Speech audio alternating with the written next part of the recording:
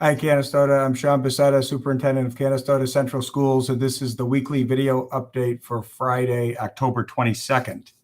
I wanted to start off this week's update by offering some clarification on some of our COVID protocols and requirements that we're currently dealing with. Particularly in the last week or two, there have been a number of questions and some misunderstanding, I think, of how exactly the quarantine process works.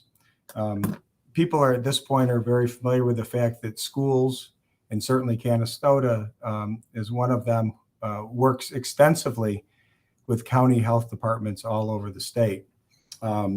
This happens for a number of reasons when the county is working on going through the quarantine process. First of all, the district is in a position to be able to connect the dots to help to determine who might have been exposed to a positive case much quicker. And in many cases, we are the first source that relays messages to families that a quarantine may be necessary. To be completely clear, the district does not quarantine individuals. It is the county health department who makes the decision. We simply typically are a part of the process, and that we expedite the process. We provide information, we communicate with families so that that information can be relayed sooner to hopefully lessen the number of people who could potentially be exposed. We do not make the decision. The quarantine guidelines are established, certainly not by the school district. So, for example, over the last several months, quarantine periods have varied from time to time based on what the state or the county guidance suggests. It is true that there is a potentially reduced quarantine period available if individuals were to meet specific criteria. For example, there is a post-exposure 5 to 7 day window in which if a person is tested in that range, someone may be released from quarantine with the go-ahead from the state to be released, from the county to be released from quarantine as soon as 7 days. Some people have said, well, why can't it be sooner than that? Or what if, why can't it be moved a few hours here or there? It is simply not our call.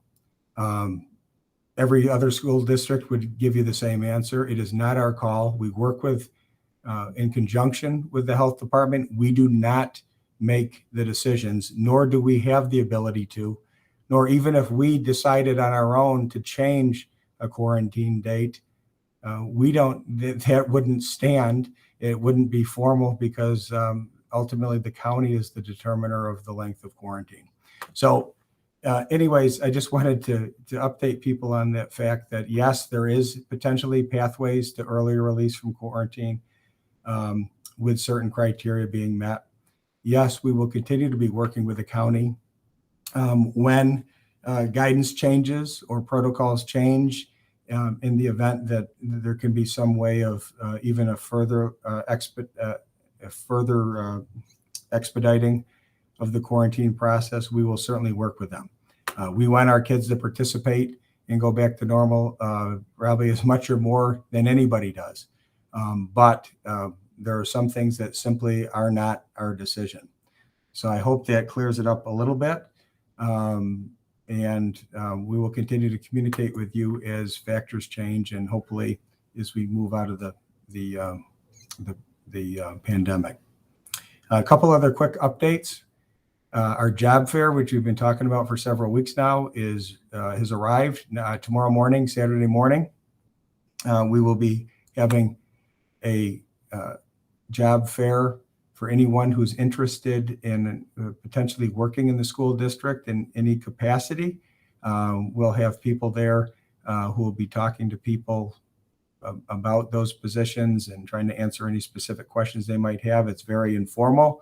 It's a chance to have just conversations about whether or not a career at Canastota Central Schools might make sense for you. So if you are interested, please plan on joining us somewhere between 9 and 11 tomorrow morning. That'll be taking place in the tunnel area at the senior high school. And finally, we had our next in a series of parent and community informational sessions centered around goal setting this past Tuesday night. We are looking forward to our next session, which is scheduled for Tuesday, November 2nd at 6 p.m. And the topic again for that session will be the responsible use of social media. Again, something that's applicable and relevant to both students and adults.